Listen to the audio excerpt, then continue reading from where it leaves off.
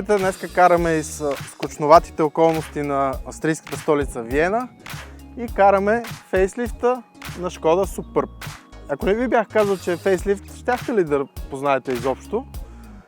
Така наречените новости се изразяват ето в тези малко по-дебели линии тук. Отдолу решетката вече има форма на пчелна пита и халогените са станали осезателно по-големи.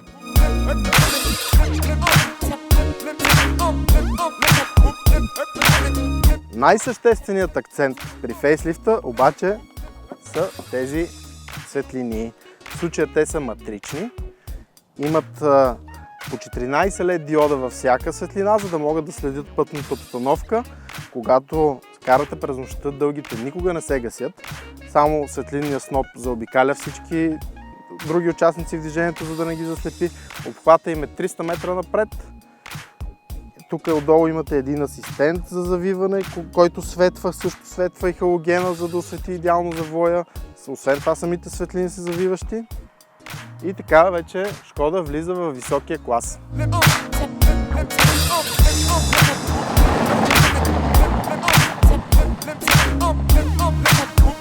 Сега сигурно забелязвате, че тук има едни такива сребристи протектори. На нормалния Superb ги няма, но вече след фейслифта се предлага и скаут версия на Superb, което е страхотно.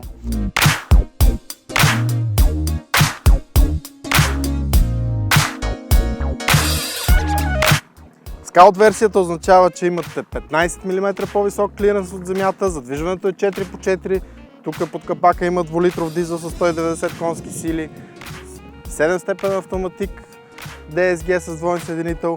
Изобщо това е една семейна кола мечта.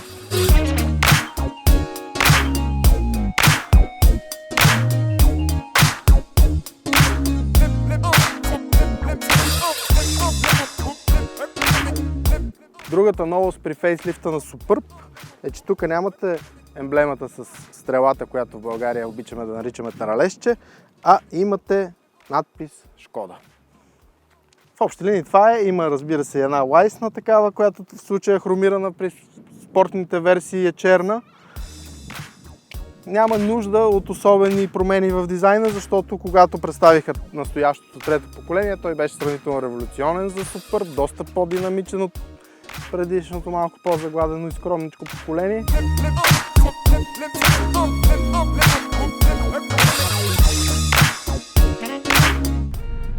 Новост в интериора след фейслифта е ето този много модерно изглеждащ екран, който има дължина на диагонала от 9,2 инча. Тъчскрин, разбира се, изглежда като таблет, много класно направен. Таблото може да си го индивидуализирате, то е дигитално, може да смените неговите графики. Изобщо технологиите на борда са последно поколение, предлагано от концерна Volkswagen Group.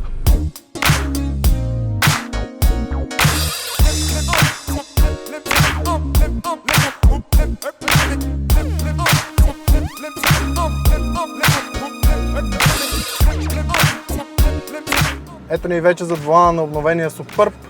Модификацията е с доста предпочитаният у нас 2-литров дизел с 190 конски сили. Доста приятен, доста пъргав двигател, съчетане с 7-степен от DSG. Много комфортна работа предлага. Като казах комфортна, колата предлага и режими на шофиране. В момента сме на комфортен, имаме екологичен, нормален, спортен и индивидуален, който можем да настроим сами според собствените си предпочитания. Нивото на технологиите е доста впечатляващо за Шкода, а и за всеки един нов съвременен автомобил. Сега ще ви демонстрирам как работи адаптивният темпомат. Нагласите го от лошчето от тук. В момента нагласих 30 км в час, понеже с такава скорост се движих. Но мога да го наглася той да се движи според показанията на пътните знаци. Тук сме в австрийска жилищна зона и на таблото ми е прожектирано ограничение от 30 км в час. И адаптивният темпомат нагласи 30 км в час.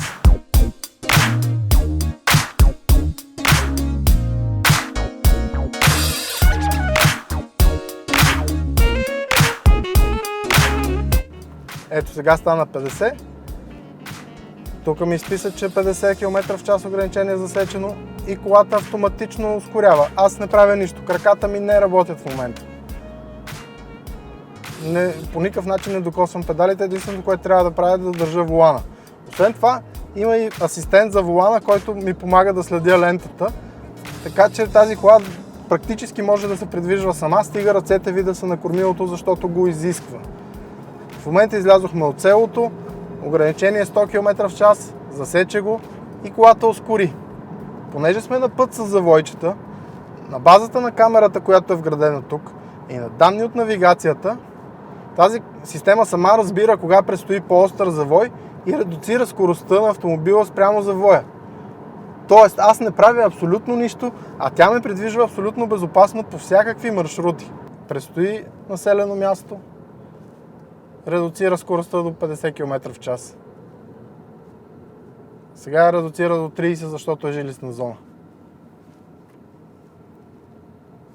Гати, това е невероятно, наистина невероятно. Странно усещане. Направо е супер странно.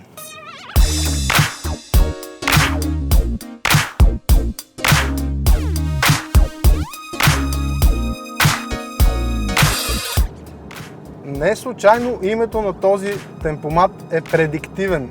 Той предсказва случващото се на пътя. Аз мога да го прекръстя на пророчески. Ето сега идва един остър завой, колата намали и то не е дразнещо намаляване на скоростта. Намали точно толкова, колкото е необходимо да вземе завоя, но в същото време запазва сравнително динамично поведение. В едно нормално ежедневно шофиране аз не бих намалил повече или по-малко от това. Феноменално!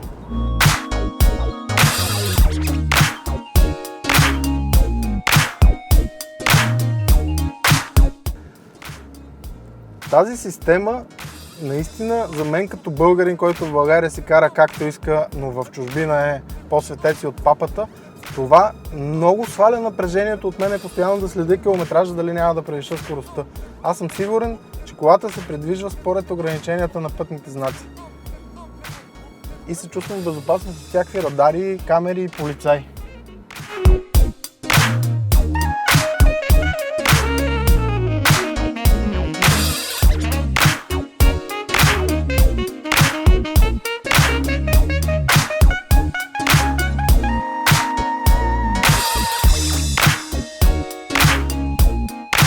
Друг впечатляващ асистент е този, който ви подпомага да поддържате лентата. Той се намесва с волана, така наречения Lane Assist. Ето в момента съм го включил. И ако пусна волана, колата започва да следи пътя сама. Обаче, понеже европейското законодателство не позволява това нещо, с малко ще ми сигнализира да си сложа ръцете на волана. Прави го. Сега забележете какво се случва, когато не го направя. Аз отказвам да си сложа ръцете на волана, може да съм получил инфаркт, нещо да ми е прилушало и сега колата, виждате, започва да спира сама. И то го прави така доста чувствително, с малко ще отбие и от пътя. В случай, че да не стане някоя беля с висока скорост да се пребие някъде, колата спира и с надеждата някой шофьор да ми помогне. BMW 7 серия, Mercedes S-клас могат да завидят в късите си бази на пространството, което предлага отвътре новия Superb. Това са перничи на техните дълги бази. Виждате, аз съм 1,90 м, едва му опирам с колената в предната седалка.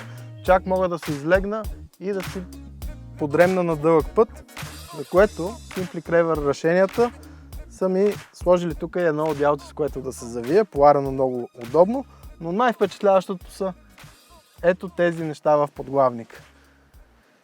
Могат да ми подпрат главата, за да не се лашкам наляво-надясно и да си дремна наистина спокойно и комфортно. Мислено те премислено, изключително впечатляващо. Ако пък по пътя ме завали дъжд, отварям шофьорската врата и също както в Rolls-Royce, тук ме чака един чадър. Практичността на Superb е просто изумителна.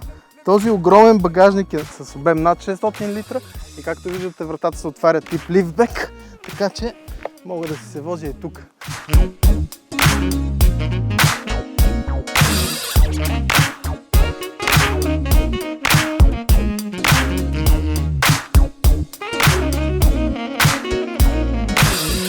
Но това, което мен изключително много ме впечатли, е издърпването на това лостче, което ви вади този теглич автоматично. Така, ако трябва да отидете до Гърция, няма да се чудите мога ли, не мога ли. Тегличът стои прибран, прибира се по същия начин. Изключително функционално.